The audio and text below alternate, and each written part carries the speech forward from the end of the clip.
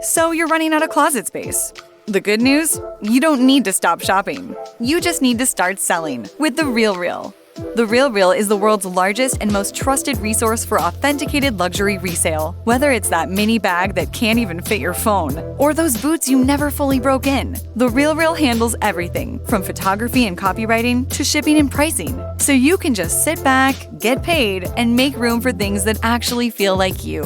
And with 10,000 plus new arrivals every single day from top designers like Prada, Celine, Louis Vuitton, and Loewe, all for up to 90% off retail, you're bound to find something perfectly on brand to fill that extra closet space with. Plus, right now, you can get an extra $100 to shop when you sell for the first time. Make room for what feels like you. Go to therealreal.com to start selling and get your extra $100 to keep shopping at therealreal.com. That's therealreal.com. Terms apply.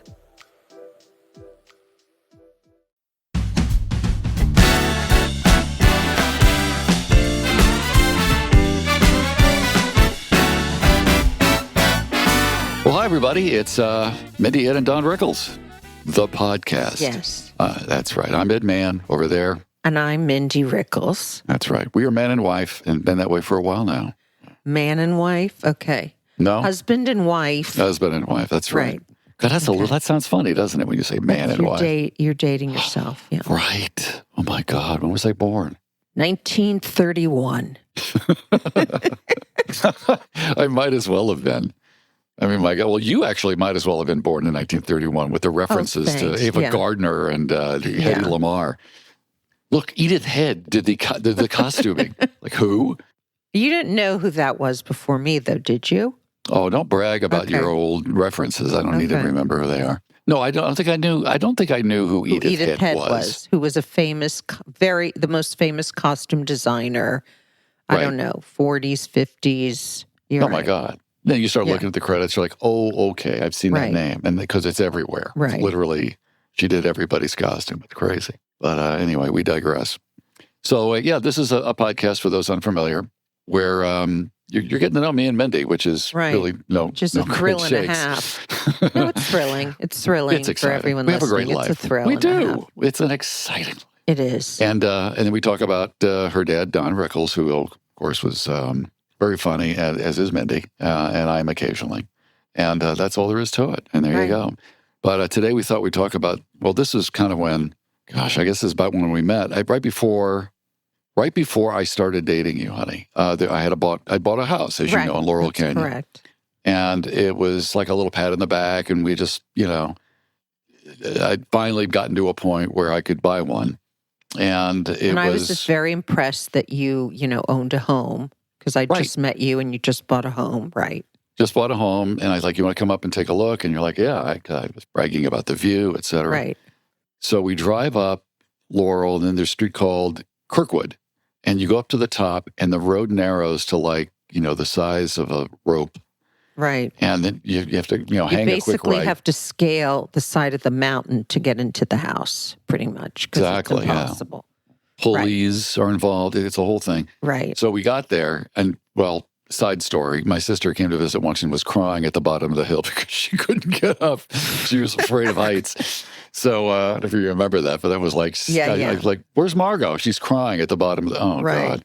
So anyway, we drive up. It's got a little gate. You walk in, and it was the sort of terrazzo floors, brown, and then I had a little couch to the left, and then there's this window. As soon as you walk in, it did have an incredible view.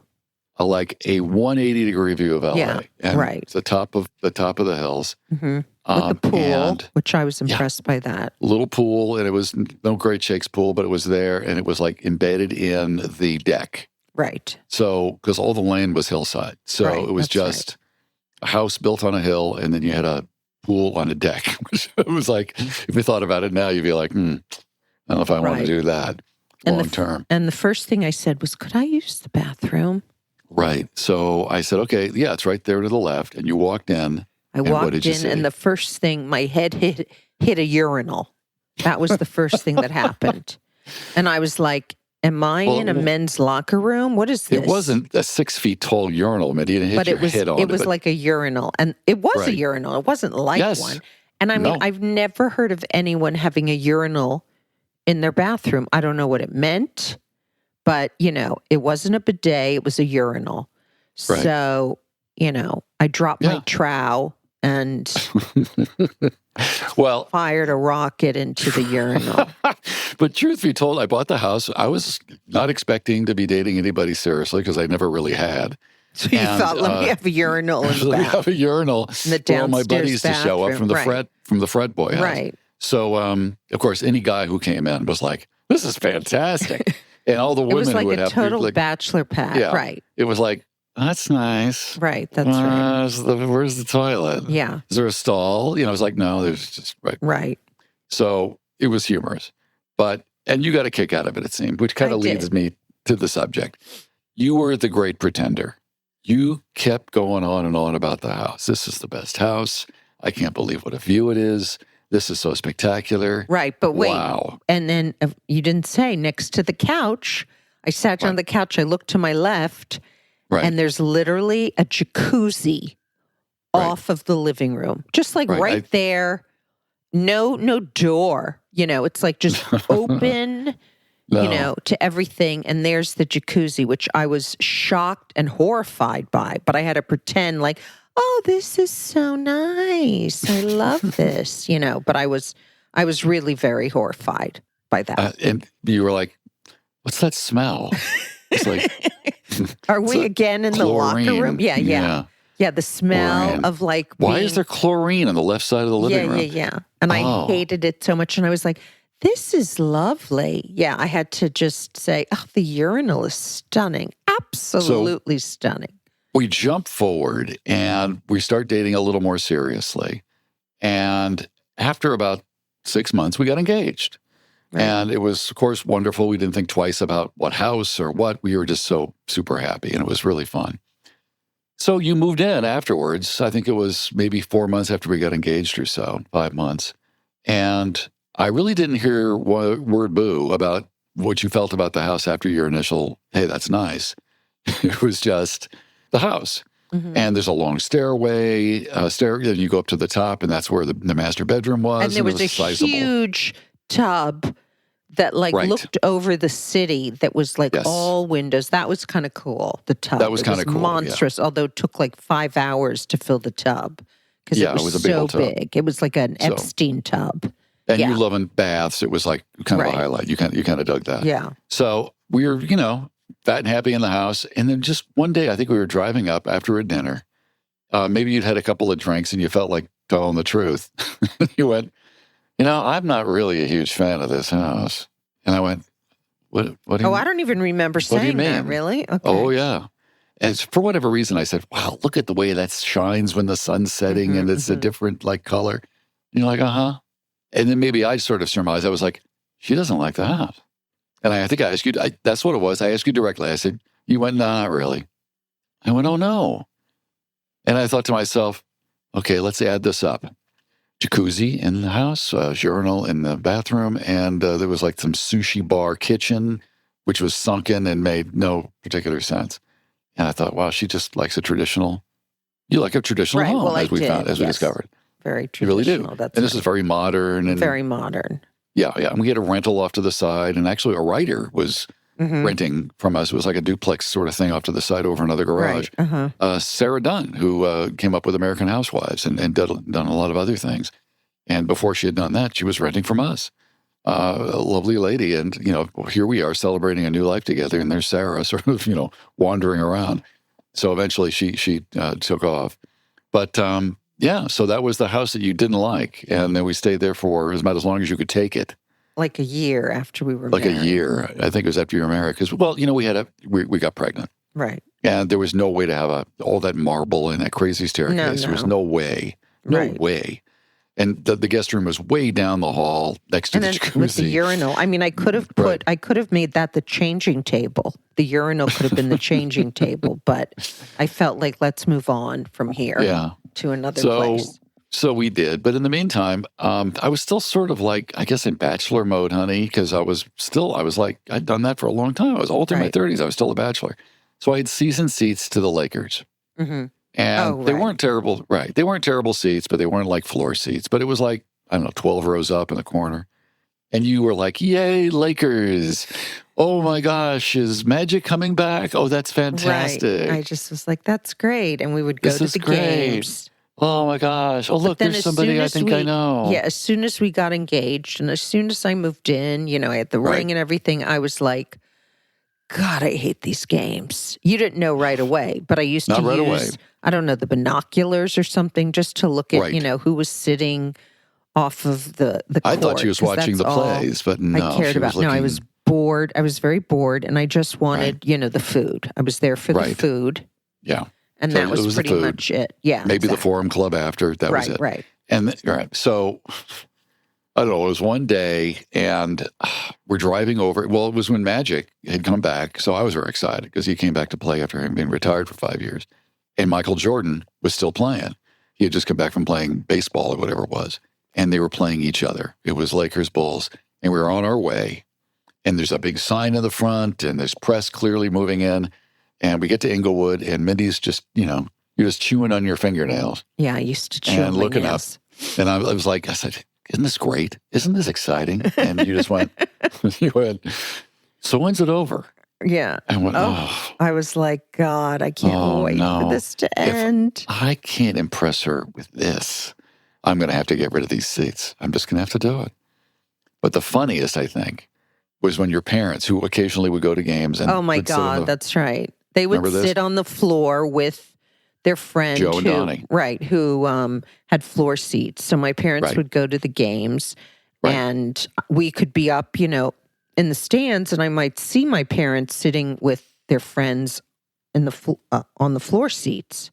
Yeah. And one time, and this other friend of theirs who had the tickets, he was such a nice man, and he was always like, Joe Smith. Yeah, sometimes he would. Former head of Capitol, and great guy. To go up and sit in the stands and give someone randomly his floor seats. He was that kind of a guy.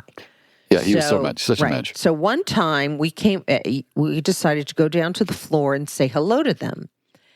And the first thing he said was, oh, wow, my wife and I, why don't we go up and sit in your seats and you guys can sit with your parents? And immediately my dad's like, are you crazy? Are you out of your mind? Absolutely not. You're not doing that, Mindy. Go back to your seats. That's not happening. And I was like, all right. And I was like, that was so my dad, because to think that he would be sitting with us instead of the friends on the floor that were, very powerful people. He was like, no. The first thing was, are you crazy, Mindy? They didn't want to be alone up there, 12 rows up. And, we're laughing and clapping. But they wanted the couple. They wanted to go sit in the seats and have us sit with my parents. And my dad, that was the last thing he wanted to do. He wanted to sit with the big shots. He didn't want to sit with us. Ed, he didn't want to do that. So, that was before my mother could even say anything, he immediately came out with that. But that was like what my dad would do. And he would always, it's like I never liked sports of any kind, but my dad was very into sports. And when he wasn't on the stage, he was just sitting, in his big chair with the remote control, which I have to say, when my dad passed away, we actually put a remote control in the coffin with my dad. And guess what? Same with my old man, too. Because we knew he needed that. Thing. Wherever he was going, he needed that remote. Going. Yes. Yeah. So he, he watched Otherwise, sports. We go by the gravesite, we'd hear, I'm from 6 feet under. Ed, where's the remote? Where's the remote, Ed? Where's the remote? But anyway, so I'd go over the house or whatever, and he'd be watching sports, whatever it was. And I would be bored out of my mind. And as, I don't know, they're throwing the pitch or whatever they're doing, in the middle of that, I'd say, do you think he's thinking about what he's going to eat after the game? And my dad would be like, what kind of a stupid question is that, Mindy? Is he thinking, what? Let me think about that. Is this guy, this pitcher, thinking right now about what am I eating after the game? What kind of a question, Mindy? So, that was the whole thing. And I kind of did it to kind of bug him a little, because I would laugh after, because I would always say that. And even it was so funny because we were watching the Olympics last night. Yeah, just now the Winter Olympics skating, are on right now. Right? Mm-hmm. And it's like they're skating around, and I'm like, do you think there's to Ed, just like questions, like do you think they have nice rooms at the hotel where they're staying? And you're like, Mindy, kind of a question. They're not staying in hotels. They're staying like in dorm like barracks. Do you think, they're thinking about that? Or I would be like, do you think that she thought maybe this outfit was a mistake? Maybe I should have worn the other thing with the gauze over my face and the white lace hanging out of my ass. Should I have done that instead? And you're like, Mindy, just watch this. I'm like, just but watch I don't it. know. It's amazing. Just I don't watch know. it. It's spectacular. Do you think they flew there private? I mean, there were many questions that I had for you that you didn't want to answer. I'm going to say, some reason. Though, I think you pretend that you pretend. You pretend not to like sports. First, you pretended that you liked it. Then you pretended that like you were really not liking it, but you kind of do. If I have a tennis match on and something's going on, and it's usually women, because that's what you were a women's tennis player at one point. And they hit a ball, the wrong place, or they hit it into the net, and you will scream, shit! Oh, yeah, fuck! I will. And God damn it! And you do that. Right, and but then I'll say, okay, I'm going into my room, and you're like, why? You're so into this, right after. I'd be like, I got to go watch something on BritBox. I would just want to leave. But you'd also, and you want me to stay there, right? Right, because but then you might for a minute, but then you'd go, I just don't want to. I don't want to see her lose. No, because now I'm kind of into this. Yeah, and I don't want to see the other player not win. That makes me sad for them, and I have to look away because I'm very sensitive. That's right. Right. If it's young guys playing, especially if they're like our kids' age, the guy that loses, that's too upsetting for me because I want to just, hug him and whatever. So not in a sexual way. So, that's the kind of thing. And that's when I say I have to go to my room. I think that you just pretend all the damn time. So now I don't know what the truth is. I don't know what you think is right. I don't know what to believe. It's been almost 30 years. I have no idea who you are. Do you have $10,000 or more in credit card debt? Maybe you're even barely getting by making minimum payments. With credit card debt hitting record highs, National Debt Relief offers real debt relief solutions for people struggling to keep up. These options may reduce a large portion of credit card debt for those who qualify. You don't need to declare bankruptcy, and you may be able to pay back less than you owe, regardless of your credit. National Debt Relief has already reduced the credit card debt for more than 550,000 consumers. So don't wait. If you owe 10, 20, or even hundreds of thousands of dollars in credit card debt, you can now take advantage of this financial debt relief as the cost of living increases. To find out how much you could save, visit nationaldebtrelief.com. That's nationaldebtrelief.com. We interrupt this program to bring you an important Wayfair message. Wayfair's got style tips for every home. This is Styles McKenzie helping you make those rooms sing. Today's style tip. When it comes to making a statement, treat bold patterns like neutrals. Go wild, like an untamed animal print area rug under a rustic farmhouse table from Wayfair.com. Fierce. This has been your Wayfair style tip to keep those interiors superior. Wayfair, every style, every home. No, now I tell you the truth. Trust me. Oh, you do? More okay. often than not. Yeah. All right. But I'm not someone that's mean that would be like, you'd be talking about something and people that say, I'm not interested in that, because I think that's very rude. And I would never do something like that. Even if I wasn't enjoying exactly what you were saying, if I felt that you were enjoying it and you were telling me something that really meant something to you, even if I was like, what am I going to wear to dinner tonight? Even if that's what I'm thinking in my head, I'm going to be looking at you earnestly going, yes, my sweetheart. Oh, of course, because I would never want you to think that it sounded like, blah, blah, blah, blah, blah, blah, blah. I wouldn't want you to think that, because that would be rude, and I would never do that. No. So, no. I just don't know sometimes how the kids put up with all this stuff. I just don't, they're like, does mom like this? Does mom not like this? No, Generally, she doesn't like whatever it is. No, they know. I like whatever they're doing, or I always say that, of course. That's true. I guess that's true. That's right. Well, I will say that you were very sweet. I had a gig for my birthday last week. That's right. And hold your cards and hold your, don't send me any more cookies.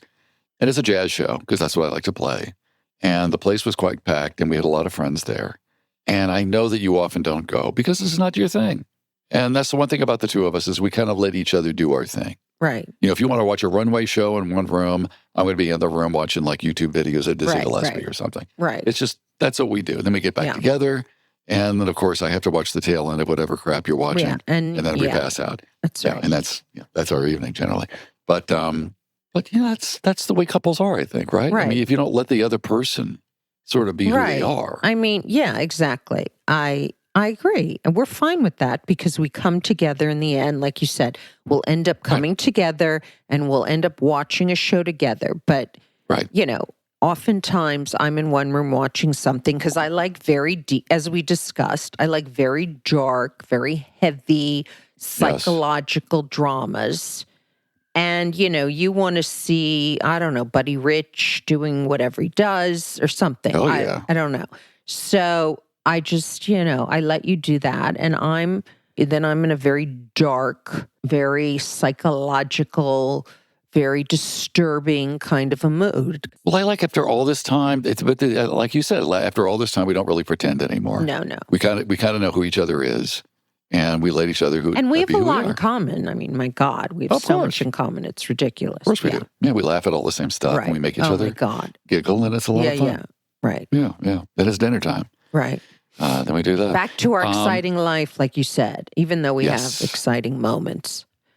Well, we do, and we have friends, and that's something we have in common. A lot of our friends we have in common. Takes trips. We like to travel with people when we can. Right. And of course that brings us to your dad's and your parents' friends. You know, the Newharts, of course. That's right. And they traveled with all the time. They travel with all the time, and Bob was, you know, they were the first to rib each other, and then they were the first to love each other. And he was my dad's best friend, without They really question. were best friends. Yeah, and they were just the more unlikely best friends like that you I ever said, they had that mat, the Newharts had that mat outside their house, which I don't know what became of it. Maybe it's still there right now. The Newharts, the Rickles best friends. It'd be weird if it was still there now. They sold the house. Yeah. I mean, why would they? Well, they haven't. It's a strange thing to have the Smiths I have wonder in front where of their that home. where that mat is. But you know what I think? I think Courtney has it. One of their I don't know. kids, because I think, otherwise it was put up for auction. But that would be sad because I would want to get it then. Yeah, that would be a nice thing to have. Right. But I believe we'll have to ask Court if she's got a Courtney Newhart. But or we'll ask Tim. We see Tim every once in a while. Anyway, we thought we'd dig this thing up, and this was, of course, the roasts were just a riot. And we got to thank, you know, the Martin estate for allowing us to throw these things on. This was one where your dad was being roasted. And there's just one little segment here, but we wanted to do it because it's just great. And it's Bob roasting your dad. And it's a classic. So let's just roll this thing. Okay. And we'll speak if we wish. Here we go.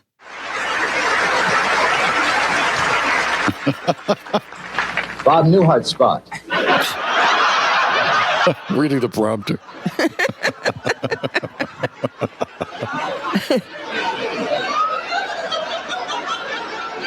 Don is my best friend, which just gives you some idea of the difficulty I have in making friends. As some of you may have already known, Don's hotel room was recently robbed. The only thing that was taken was the music to Don's act. So far, the Chicago police have picked up 33,000 people who might have had a possible motive.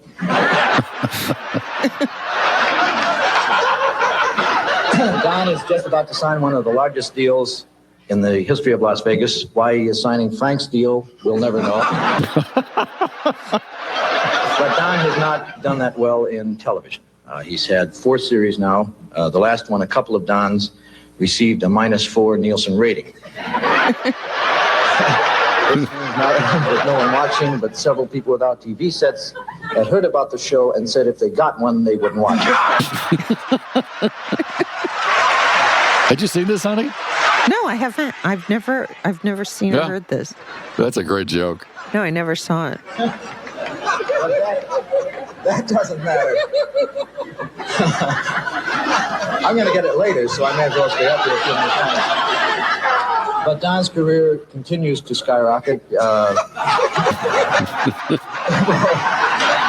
will be announced in a few days in the trades, in the papers, that Don has been chosen as the national spokesman for Preparation H.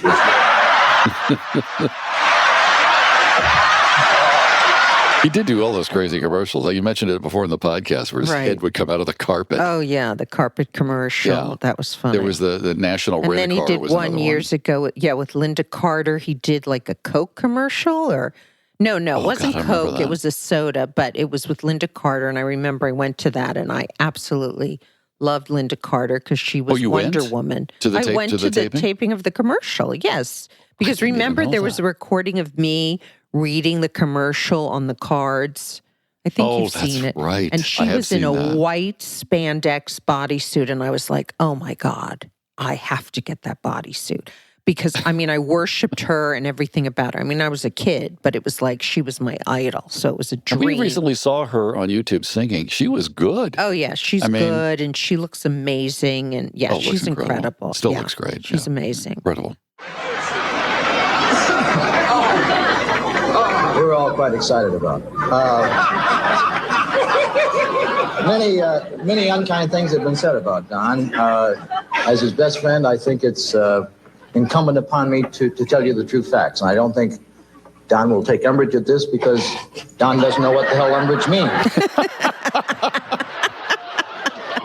It's been said that Don never helps other performers. I remember when I was starting out, Don pulled me aside and gave me some advice. We have a saying in our business, be nice to people on the way up because you meet the same people on the way down. Don told me you run into entirely different people and the hell with them.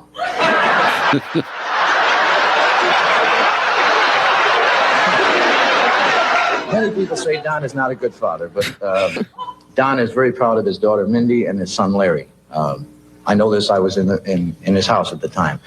Larry came in.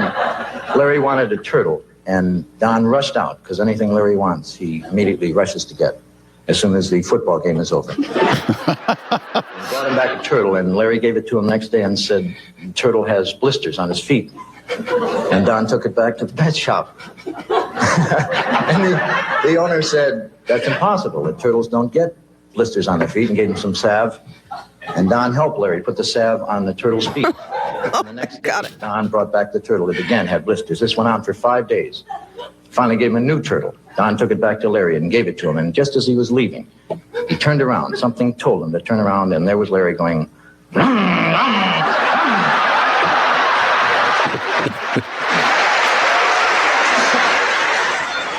Did you know anything about turtles? No. I have no idea. I've never heard that story.